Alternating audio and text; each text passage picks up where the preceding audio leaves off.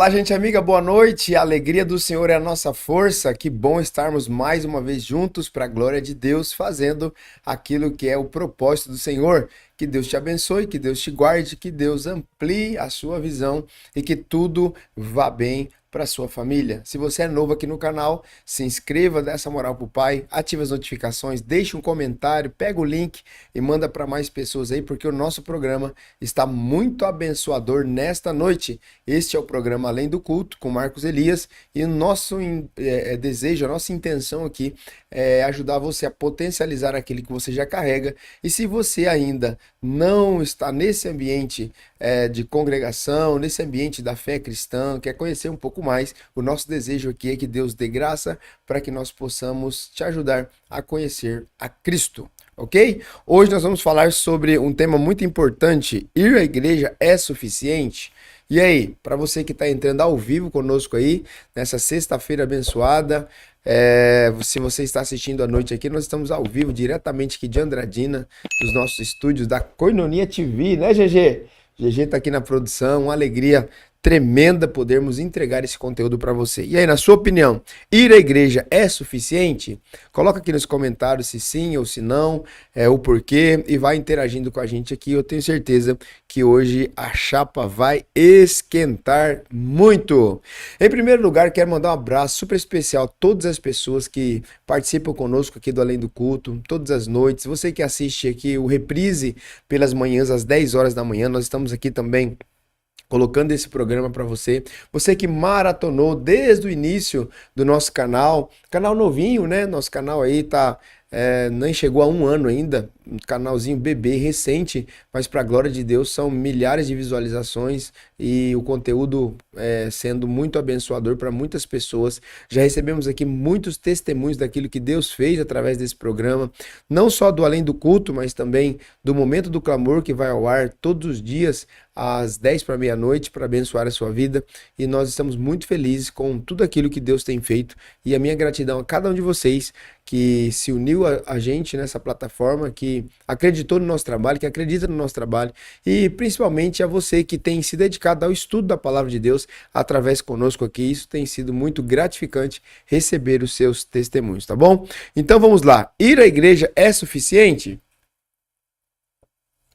Vamos primeiro entender o que é ser igreja. Atos 2:42, GG. Atos 2:42. Se eu pudesse colocar um subtítulo nesse programa de hoje, em primeiro lugar, ir à igreja é suficiente? É uma pergunta. Se eu pudesse colocar um subtítulo, eu perguntaria, eu faria de frequentadores a discípulos. Porque muitas pessoas elas acostumaram a frequentar um lugar. Ah, eu sou parte desse lugar, eu sou parte da igreja tal, eu sou parte da igreja tal, eu sou parte da congregação tal. E eu acho até engraçado, né? Eu vejo os irmãos que eles vestem a camisa mesmo do ministério em que eles estão, e eles fazem daquilo ali como se fosse um Palmeiras e Corinthians, né? Eu sou assembleiano, eu sou, né? Aí vai colocando ali, eu tô falando do assembleiano que é o mais evidente, né? Mas ele veste a camisa ali mesmo como se fosse matar ou morrer por aquela denominação. Não tá nem falando de Jesus, nem de Deus, nem do Espírito Santo em si, mas da denominação. E eu acho importante também você vestir a camisa daquele lugar que você pertence, daquele lugar que você foi escolhido por Deus para estar. Mas o mais importante do que um lugar que a gente chama de igreja, do templo, que é válido também, e a gente não pode desconsiderar, em primeiro lugar nós precisamos saber quem nós somos. Quem nós somos define a igreja que seremos. Quem nós somos definirá toda a nossa história. Eu, em primeiro lugar, preciso saber que eu sou filho de Deus. Eu fui lavado, remido, transformado, regenerado, recebi uma identidade nova. Eu sou filho de Deus. Então, na minha apresentação pessoal, eu preciso carregar quem você é. Eu sou Marcos. Eu sou Marcos, essa é a minha identidade. Eu sou Marcos, gosto de ser chamado de Marquinhos, como eu sou chamado de Marquinhos na minha cidade natal. Lá eu não sou o pastor Marcos, lá eu não sou o diretor Marcos, lá eu não sou o presidente Marcos, lá eu sou o Marquinhos.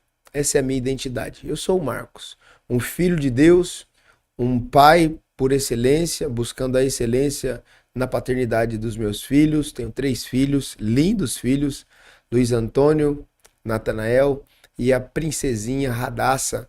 Sou esposo, marido da Joyce, e eu tenho muito orgulho de ser o marido da Joyce. Então essa é a minha identidade. Então, em primeiro lugar, quem eu sou? Eu sou o filho de Deus, o Marcos. Eu tenho a minha identidade nele. Então, a partir dessa premissa, que eu sei quem eu sou, eu tenho a minha identidade no Senhor, a partir daí eu posso desenvolver a igreja do Senhor. Eu posso participar da igreja do Senhor. Por quê? Eu sou igreja. Eu já sou igreja, eu sou o templo do Espírito Santo. Agora, quando a gente fala de igreja, o que vem à nossa cabeça? A nossa cabeça vem o templo, a nossa cabeça vem o prédio, a nossa cabeça vem as reuniões, aquilo que a gente faz aqui no templo, né? Nós temos um templo aqui do lado chamado Igreja Koinonia. E quando as pessoas falam, vamos à igreja, a gente pensa, vamos ao templo, entende? Então é isso que eu quero falar com vocês hoje. Ir à igreja é suficiente? Então, em primeiro ponto, em primeiro lugar, nós precisamos colocar o que é igreja, o que é ser igreja. Ser igreja é eu ter essa identidade em Cristo e eu ter essa consciência de que a comunhão entre os irmãos nos faz ser igreja. Salmo 133, versículo 1 diz que, ó, quão bom e quão suave é que os irmãos vivem em união. É essa união dos irmãos que faz a igreja. É essa união do corpo de Cristo que é feito, formado de muitas células. Eu, Marcos Elias, sou uma célula. O GG, que está aqui na produção, é outra célula. O Michel, que está aqui do lado, é outra célula. O Wellington é outra célula. A Joyce é outra célula. E nós vamos unindo essas células e elas vão se completando ou complementando umas às outras e formando o grande corpo de Cristo. Isso eu estou falando de cada indivíduo. Agora, quando eu quero falar sobre denominações, eu preciso entender que cada denominação é uma macrocélula. Se eu, como indivíduo, sou uma microcélula que compõe esse ambiente do corpo, a denominação em si é uma macrocélula. Então, por exemplo, a koinonia é uma macrocélula cheia de pequenas células, de microcélulas. Eu sou uma microcélula, o GG é outra microcélula que faz parte da koinonia, mas a koinonia é uma macrocélula. A Assembleia de Deus é uma macrocélula. A Deus é Amor é uma macrocélula. E quando nós vamos unindo esses ministérios, essas denominações, todas ao entorno do mesmo propósito, o que acontece? Nós nos tornamos a igreja, o corpo de Cristo, uma grande família global espalhada por toda a terra. É aquilo que Jesus disse, comprada para ele tribos, línguas, raças e nações.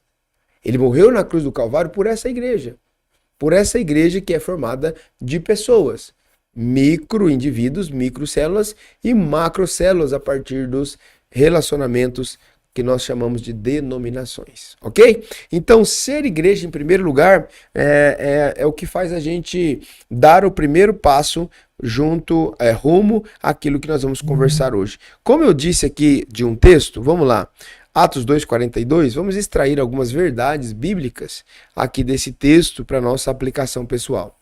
Todos se dedicavam de coração aos ensinos dos apóstolos, todos. Todos esses indivíduos, todas essas pessoas, todos esses irmãos que são indivíduos que têm a sua identidade, ali na igreja de Atos dos Apóstolos, a Bíblia está dizendo que todos eles se dedicavam com o mesmo pensamento, de coração é com o mesmo pensamento, com a mesma mentalidade, ao ensino apostólico. Eles sentavam aos pés dos apóstolos, aprendiam, e não só isso, eles de casa em casa, eles faziam o quê? Eles disseminavam esse ensino apostólico. Então todos se dedicavam de coração ao ensino dos apóstolos. Isso é o quê? Comunhão. Eles se dedicavam à comunhão tão entranhável de afetos que era ao entorno da mesa, ao partir do pão. Era ao entorno da mesa. Por quê? É no partir do pão que os relacionamentos eles se afinam. É no partir do pão, a mesa, que os relacionamentos se amadurecem. É no partir do pão, a mesa, que os relacionamentos se definem. Queridos, eu gosto muito de usar uma metáfora que o corpo de Cristo ele é lindo. O corpo de Cristo ele é lindo e ele é muito parecido, essa metáfora do corpo de Cristo é muito parecido na realidade com o nosso corpo natural. Porque o nosso corpo natural, se algum objeto estranho, um prego, ele entrar no nosso corpo, a gente pisou num prego e esse prego entrou ali, um preguinho pequeno, e você pisou e ele entrou no seu pé.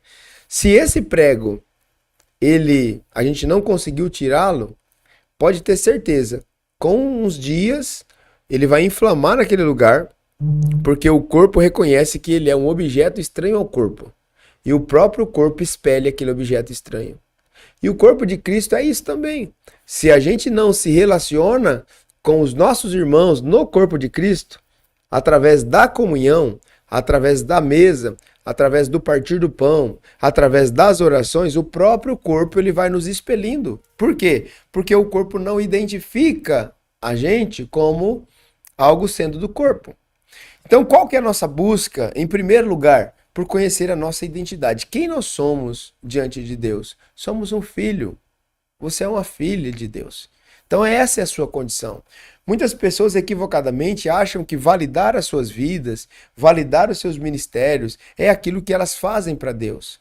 Primeiro, Deus não é patrão, Deus é pai. Quem cobra resultados por performance é patrão.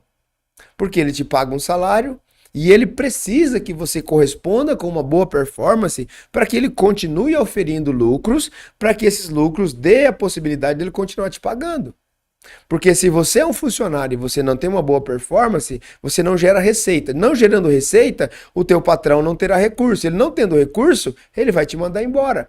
Então o teu relacionamento com Deus não pode ser de patrão empregado. O teu relacionamento com Deus a partir da tua identidade é de pai e filho. Você pode até trabalhar para Deus, mas você não trabalha por uma performance. Você trabalha porque você ama. Você trabalha porque o teu pai é o dono do negócio. Isso é uma chave poderosa que eu estou te entregando aqui nessa noite. O filho, ele está trabalhando, ele pode até, GG, ter um salário do pai. O filho que trabalha na empresa do pai, ele pode até ter um prolabore, mas ele não tem mentalidade de funcionário, porque ele sabe que aquilo ali tudo é dele. Então ele não trabalha por performance para receber ou com medo de ser mandado embora, porque o pai não vai mandar o filho embora. Aquilo tudo é dele. Ele trabalha com o quê? Com gratidão. Eu preciso aumentar o patrimônio do meu pai, porque aumentando o patrimônio do meu pai, tudo isso aqui eu herdo, é meu, já é nosso. Então nós precisamos, como cristãos, ressignificar esse lugar de identidade no Senhor. Primeiro eu preciso saber quem eu sou. Segundo, eu preciso saber que eu não trabalho para Deus para receber alguma coisa. Eu sou filho de Deus. Então ele não é meu patrão e eu o empregado. Ele é o meu pai e eu sou o filho dele. Eu sou filho. Então isso muda tudo. Em terceiro lugar, a dedicação que nós precisamos ter à questão da comunhão. A comunhão gerada no Espírito, irmãos, ela é maravilhosa. O Senhor vai nos atraindo para Ele, vai nos conectando com pessoas e nós vamos desenvolvendo essa comunhão gostosa que é o corpo de Cristo, que é o prazer de você estar à mesa com alguém, que é o prazer de você estar no discipulado com alguém, que é o prazer de você estar no culto público também, na igreja, no templo, tá tudo certo, não tem problema quanto a isso. Mas nós precisamos buscar esse lugar de uma comunhão sadia com o Senhor. Então a igreja apostólica de Atos dos Apóstolos, todos se dedicavam de coração ao ensino dos apóstolos, todos se dedicavam à comunhão, todos se dedicavam ao partir do pão e todos se dedicavam à oração. Então esse é o primeiro ponto que nós vamos trabalhar aqui. O segundo bloco é, a igreja ela é um corpo. Eu falei muito isso na introdução. O corpo de Cristo ajustado, conexo, conectado. E nós precisamos entender isso. Eu quero usar como âncora aqui 1 de Coríntios, GG, capítulo 12, a partir do versículo 12. Coloca aqui nos comentários se você ouvia Deus como um patrão e você trabalhando ali por performance, ou se você sempre viu Deus como pai. Eu não via Deus como pai a minha vida inteira, não. Eu sou evangélico, sou cristão evangélico desde quando nasci. Meus pais eram pastores, pastoreavam uma igreja, eu já nasci nesse ambiente, mas eu não via Deus como pai desde o começo, não. Eu via Deus como um patrão, que a gente precisava trabalhar para ele para entregar um resultado. Quando eu entendi que Deus é pai e não é patrão, que Deus não precisa de performance e sim de adoração, queridos, mudou tudo. Comenta aqui para mim de que lado da história você está. Vamos lá. 1 de Coríntios, capítulo 12, versículo 12 diz assim: o corpo humano tem muitas partes, que são as células, os membros, mas elas formam um só corpo. Quando nós olhamos para o esqueleto humano, nós percebemos quão lindo é as conexões que cada membro, cada osso, cada nervo, cada músculo, cada sinapse, cada veia, ela tem ali no corpo, unindo, unificando. E uma coisa mandando mensagem para outra parte e ela se correspondendo. É por isso que o apóstolo Paulo usa o corpo humano como essa metáfora. O corpo humano tem muitas partes, mas elas formam um só corpo. Ou seja, tem muitas células, mas é um corpo só. O mesmo acontece com relação a Cristo. Ele está tentando usar essa relação do corpo, das células do corpo, para explicar a nossa relação com Jesus. 13. Alguns de nós são judeus, alguns são gentios, alguns são escravos e alguns são livres. Mas todos nós fomos batizados em um só corpo pelo único Espírito. E todos recebemos o privilégio de beber do mesmo Espírito. Ponto. Vamos esperar até aqui. Qual que era a situação deles? Eles estavam vivendo uma sociedade que existiam ainda alguns escravos. Muitos escravos, inclusive. Então ele estava dizendo, olha, existe entre nós, na igreja, na sociedade, escravos. Existem entre nós gentios. Existem entre nós judeus. Mas todos nós precisamos entender. Nem Cristo nós fomos unidos no mesmo lugar. Em Cristo nós fomos unidos em comunhão pela mesma pessoa. Então recebemos o privilégio de beber do mesmo Espírito. Essa é a graça do corpo. 14. De fato, o corpo não é feito de uma só parte, mas de muitas partes diferentes. Se o pé diz, não sou parte do corpo, porque não sou mão, acaso por isso deixa de ser parte do corpo? E se a orelha diz, não sou parte do corpo, porque não sou olho, será que por isso deixa de ser parte do corpo? Se o corpo todo fosse olho, como vocês ouviriam? E se o corpo todo fosse orelha, como vocês sentiriam o cheiro de algo? Mas nosso corpo tem muitas partes, e Deus colocou cada uma delas onde Ele quis. Então nós precisamos compreender isso. Cada parte do corpo é importante. Cada parte do corpo. A unha, mesmo que encravada, ela é importante. Tem uns irmãos que são unha encravada, né? Dá um trabalho lascado. Mas, unha encravada, você também é importante. Você também é importante. Tem irmão que é pelinho de nariz, né? Trem difícil de lidar, gente. Mas se arrancar faz falta. Então, tá tudo bem. Nós somos esse lindo corpo de Cristo, feito por muitos membros, nos relacionando uns com os outros e gerando esse ambiente de comunhão maravilhosa. Segundo lugar, a vida cristã, ela é comunitária. A vida cristã, ela é coletiva. Hebreus capítulo 10, versículos 24 e 25, GG. Hebreus 10, 24 e 25. Pensemos em como motivar uns aos outros na prática do amor e das boas obras. E não deixemos de nos reunir, como fazem alguns, mas encorajemos-nos mutuamente, sobretudo agora que o dia está próximo. Essa reunião, irmãos, o tema aqui é como ser igreja. É suficiente só ir à igreja? E eu comecei ensinando no primeiro bloco o que é ser igreja. Para mim, não é suficiente só ir à igreja, instituição. O nosso relacionamento de amizade, de aliança, fora desse ambiente institucional, para mim é o que traz mais saúde para o corpo. Porque as coisas institucionais, elas são programadas. Então nós temos aqui na Igreja de Coinonia culto quinta-feira, culto público.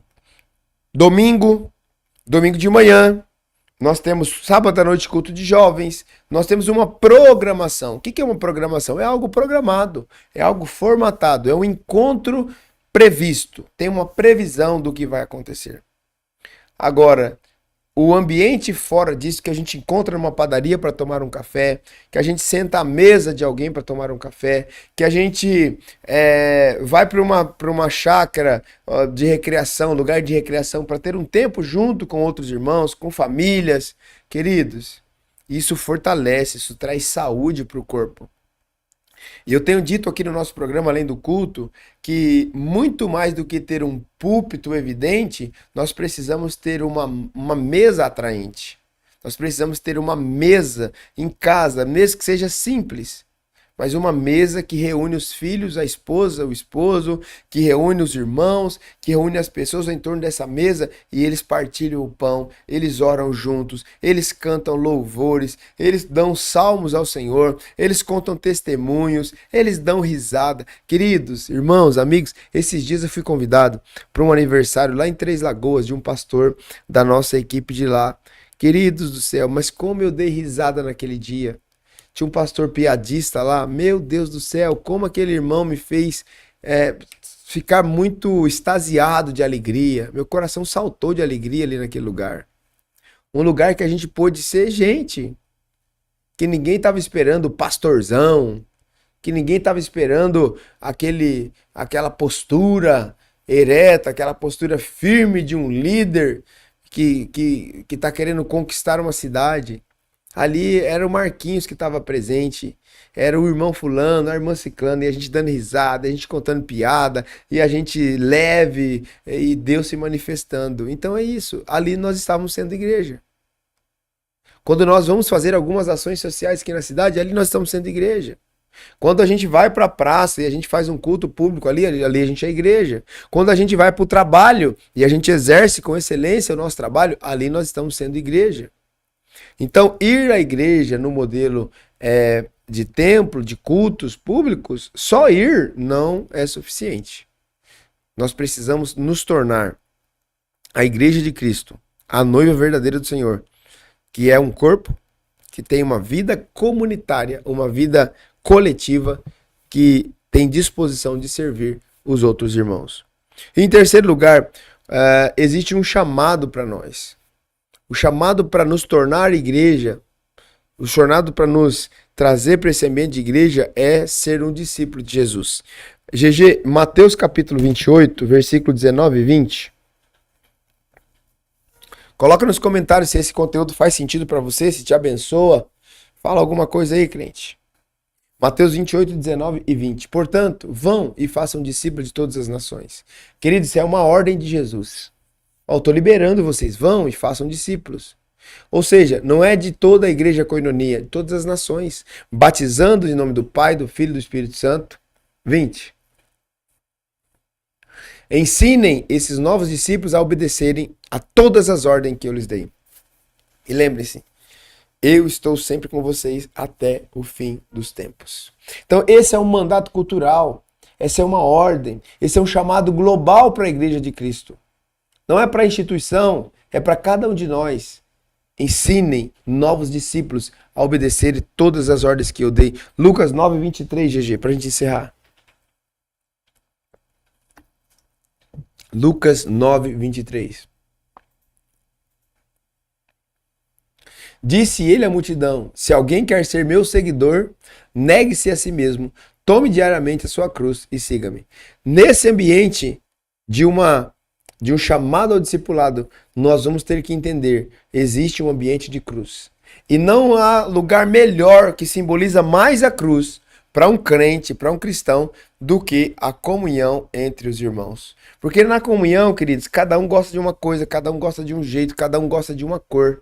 E chegarmos todos num senso comum, chegarmos num ambiente de coletividade e decidirmos de forma equilibrada, sem deixar pessoas magoadas, sem deixar pessoas feridas, sem deixar pessoas desagradadas. Ah, queridos, esse é o ambiente da cruz. Por quê? Na cruz alguém morre. Na cruz alguém que tem direito acaba morrendo. Na cruz alguém que não precisava levar a culpa, vai levar a culpa. Por quê?